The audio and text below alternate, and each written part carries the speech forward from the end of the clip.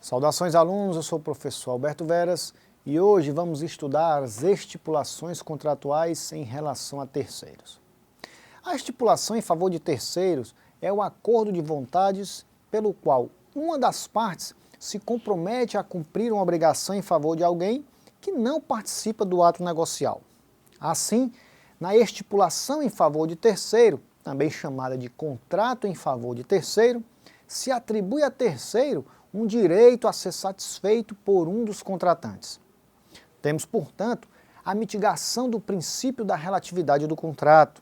O contrato não impõe qualquer contraprestação ao beneficiário, que assume apenas a condição de titular de um direito de crédito em face do promitente. O vínculo se forma apenas com o consentimento do estipulante e promitente, que agem em nome próprio, sendo indispensável, todavia, a menção do terceiro, tecnicamente denominado beneficiário. O nome do beneficiário pode ou não figurar na declaração, mas deve ser pelo menos determinável. Admite-se ainda que na escolha recaia sobre uma pessoa futura. Assim, o terceiro que não é parte do contrato é beneficiado por seus efeitos. Aquele que estipula em favor de terceiro também pode exigir o cumprimento da obrigação. Ao terceiro, em favor de quem se estipulou a obrigação, também é permitido exigi-la. O beneficiário, porém, estará sujeito às condições e normas do contrato se a ele anuir e o estipulante não o inovar. Um exemplo típico dessas estipulações contratuais é o contrato de seguro de vida em que consta um terceiro como beneficiário. Também podemos citar a constituição de renda e os acordos firmados em partilhas decorrentes de separação ou então do divórcio, com prestações em favor dos filhos. E atenção, na estipulação em favor de terceiro, na formação do contrato, só há a participação de estipulante e promitente. Já na fase de execução, o beneficiário passa a integrar a relação jurídica, assumindo a posição de titular de direito decorrente de contrato alheio. Na estipulação em favor de terceiro, a vantagem é direta e passa a integrar a esfera jurídica do próprio beneficiário. O terceiro pode ser substituído, professor? A resposta é positiva. O estipulante pode reservar-se o direito de substituir o terceiro designado no contrato, independentemente de sua anuência e da do outro contratante.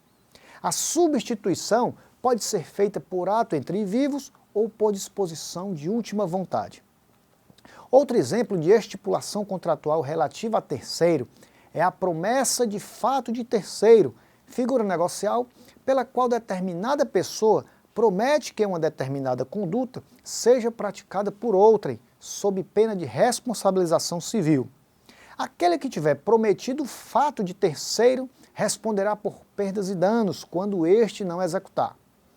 Tal responsabilidade não existirá se o terceiro for o cônjuge do promitente, dependendo da sua anuência o ato a ser praticado.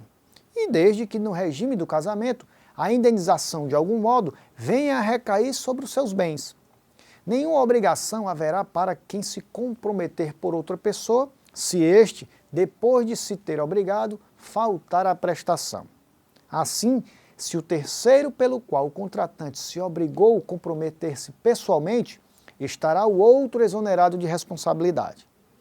No caso, a promessa pessoal substitui a promessa feita por um terceiro, havendo uma cessão da posição contratual, pois o próprio terceiro é quem terá a responsabilidade contratual.